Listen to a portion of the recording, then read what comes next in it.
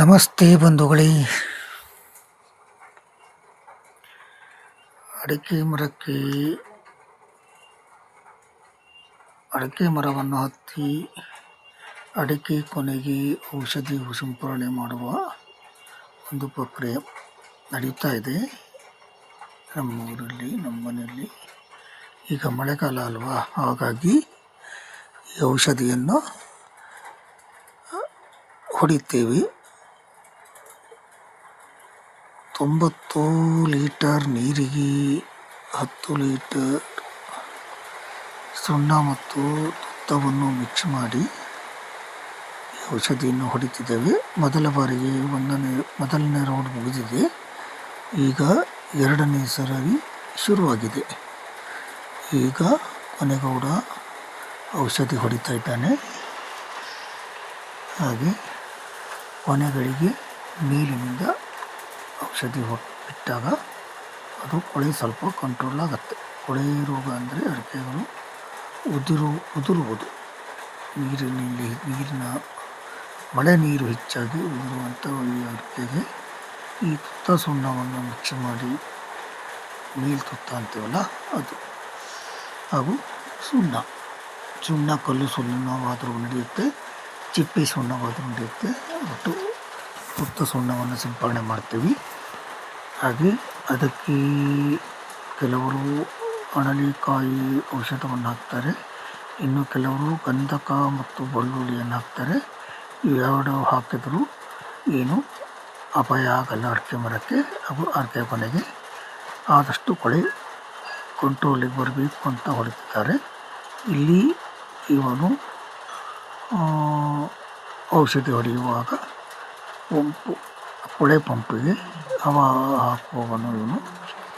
ಹಾಗೆ ಮೇಲುಗಡೆ ಗೌಡ ಮರ ಹತ್ತಿದ್ದಾನೆ. ಗೌಡ ಕೂಡ ನೋಡಿ ಈಗ ಔಷಧಿ ಹೊಡಿತಾ ಇದ್ದಾನೆ. ಕ್ಲಿಯರಾಗಿ ಆದಷ್ಟು ತೋರಿಸೋ ಪ್ರಯತ್ನ ಮಾಡಿದ್ದೀನಿ. ಹಾಗೆ ಇದು ಸ್ವಲ್ಪ ಕೊನೆಗೆ ಸ್ವಲ್ಪ ಔಷಧಿ ಹೆಚ್ಚಿಗೆ ಬೇಕು ಅಂತ ಸ್ವಲ್ಪ ದೊಡ್ಡದಾಗಿ ಔಷಧಿಯನ್ನು ಹೊಡಿತಾ ಇದ್ದೇವೆ. ಯಾಕಂದರೆ ಇದು ತುಂಬು ಗೊನೆ ಅಂತೀವಿ ನಾವು, ಇದಕ್ಕೆ ಸ್ವಲ್ಪ ಔಷಧಿ ಹೆಚ್ಚಾಗಿ ಬೇಕಾಗತ್ತೆ. ಹಾಗೆ ನಮಸ್ತೆ. ಈ ಬ್ಲಾಗ್ ನಿಮ್ಗೆ ಇಷ್ಟ ಆದರೆ ನಮ್ಮ ಇದನ್ನು ಚಾನಲನ್ನು ಸಬ್ಸ್ಕ್ರೈಬ್ ಮಾಡಿ, ಹಾಗೂ ಶೇರ್ ಮಾಡಿ, ಕಮೆಂಟ್ ಮಾಡಿ. ಇಷ್ಟ ಆಗತ್ತೆ ಅಂತ ಅಂದ್ಕೊಂಡಿದ್ದೀನಿ. ಗೌಡ ಮರ ಹತ್ತೋದು, ಇಳಿಯೋದು, ಇಲ್ಲಿ ಮರ ಏರ್ತಾ ಇದ್ದಾನೆ. ಹಾಗೆ ಮತ್ತೊಂದು ಕಡೆ ಮರ ಇಳಿಯೋದನ್ನು ಕೂಡ ನಿಮಗೆ ತೋರಿಸಿದ್ದೀನಿ.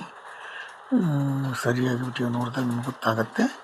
ಮರ ಈ ಜಾರಿಯಲ್ಲಿ ಅಂದರೆ ತುಂಬ ಜಾರಿ ಇರುತ್ತೆ, ಅಂದರೆ ನುಣ್ಣಗೆ ಆಗಿರುತ್ತೆ. ಕೊಳತು ಮರ, ಅದು ಹಂಸಕಲ್ಲು ಅಂತೀವಲ್ಲ, ಅದು ತುಂಬ ಹೆಚ್ಚಾಗಿರುತ್ತೆ. ಹಾಗಾಗಿ ಅದಕ್ಕೆ ಈಗ ಈ ರೀತಿಯಲ್ಲಿ ನಾವು ಮಾಡಲೇಬೇಕಾಗತ್ತೆ. ಕಂಬಳಿಯನ್ನು ಕಾಲಿಗೆ ಕೊಟ್ಟು ತಳೆಯ ಮುಖಾಂತರ ಮತ್ತು ಹೂಡಗ್ಗ ಅಂತೀವಿ, ಹಾಗೆ ತಳೆ ಕಡುಕು ಮಣೆ ಅಂತ ಅದರ ಮೇಲೆ ಕುತ್ಕೊಳ್ತಾರೆ. ಔಷಧಿಯನ್ನು ಹೊಡಿಬೇಕಾದ್ರೆ ತುಂಬ ಜಾಗರೂಕ ಆಗಿರಬೇಕಾಗುತ್ತೆ. ಹಾಗೂ ಕೊಳಚಗಳು, ಚೌಳಿಗಳು, ಹಾಗೂ ಮತ್ತು ಬಂಡಾರ ಮಟಿಕೆಗಳು ಅಂತೀವಿ ಅಥವಾ ಕಡಿಜಿರುಗು ಅಂತೀವಿ, ಅವೆಲ್ಲಗಳು ಇರ್ತವೆ. ಅದೆಲ್ಲದರಿಂದ ಎಚ್ಚರಿಕೆ ವಹಿಸ್ಕೊಂಡು ಹೊಡಿಬೇಕು. ಯಾಕಂದರೆ ಅವರ ಜೀವಕ್ಕೆ ಅವರೇ ಹೊಣೆಗಾರರಾಗಿರ್ತಾರೆ. ಮರ ಕಸುಬು ಮಾಡುವವರಿಗೆ ಇಷ್ಟು ತುಂಬ ಜನ ಮರದ ಕೆಳಗೆ ಬಿದ್ದು ಸತ್ತವರು ಕೂಡ ಇದ್ದಾರೆ. ಹಾಗೆ ಆದಷ್ಟು ಯಾರೇ ಆಗಲಿ ಗೌಡರು ಆದಷ್ಟು ಎಚ್ಚರಿಕೆಯಿಂದ ವಹಿಸಿ ಮಾಡಿ. ಓಕೆನಾ? ನಿಮ್ಮೆಲ್ಲರಿಗೂ ಧನ್ಯವಾದ.